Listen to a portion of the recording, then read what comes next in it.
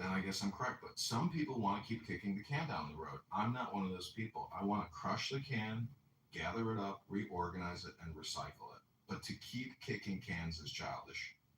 And Darren LaHood is a child.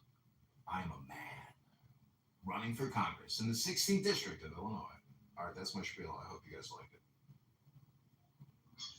And the problem is that they put my job, like, MAGA is only interested in what Trump wanted. I do believe in MAGA, but I believe you were in a case where you can separate yourself from his agenda of spending money. I just other MAGA don't want to hear that.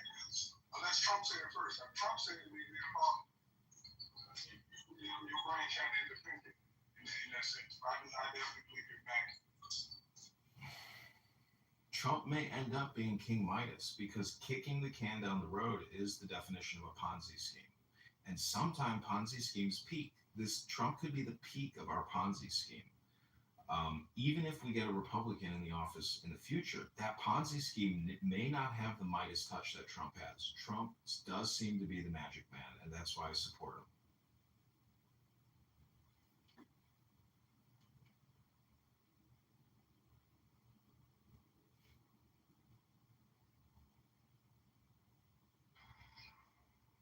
Yeah, well, I have to admit, if the Kima signs off that you're MAGA, I might have to rethink this. And he's a campaign donor. You know, you are a supposed Republican MAGA. The thing is, you can still support Trump, but not support his fiscal policy of borrowing and spending. The belief that borrowing and spending and the growth that it generates will outweigh the costs of that borrowing and spending is ludicrous. We're giving money away and reshifting the burden of future tax liabilities and responsibilities to the American taxpayers. That's all we're doing.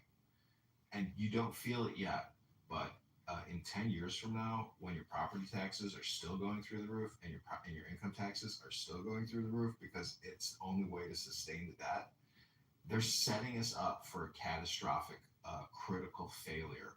And if we don't enact fiscal prudence now, we will never be able to right the direction of the ship.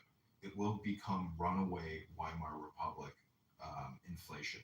That may sound, like a crisis actor saying that, but if you look at Germany in the 1920s, prices were doubling every day, every 2 days. And it's the same thing in Venezuela. This is how you inflate a currency. We are doing that. But then we also have a dishonest bargain with the Federal Reserve, which is a quasi private institution in the same way that Fannie Freddie are. They're government funded. It's supposedly one big system, but with separate boards, separate rules, separate governance, private, secret, closed door meetings. Does that sound fair to you as an American voter and taxpayer that the Federal Reserve gets to have private, secret, closed door meetings with no transparency, with international stakeholders, in you know dealing with what assets are going to get bought up in financial operations?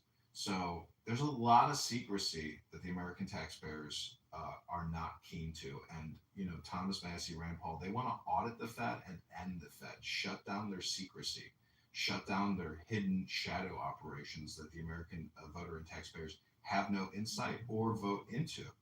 Why does one guy get to set the interest rate at 4%, 5%, 7%? I've seen the interest rate fluctuate from 2% up to 8% in my life at 42 years of age.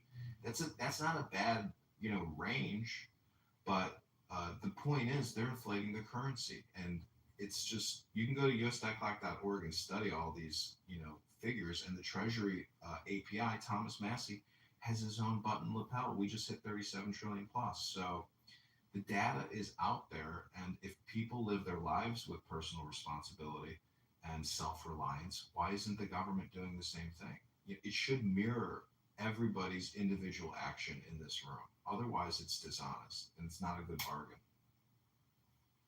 So I had to step away for a minute to handle something in the house. I had this group playing my phone on speaker, obviously it's on speaker.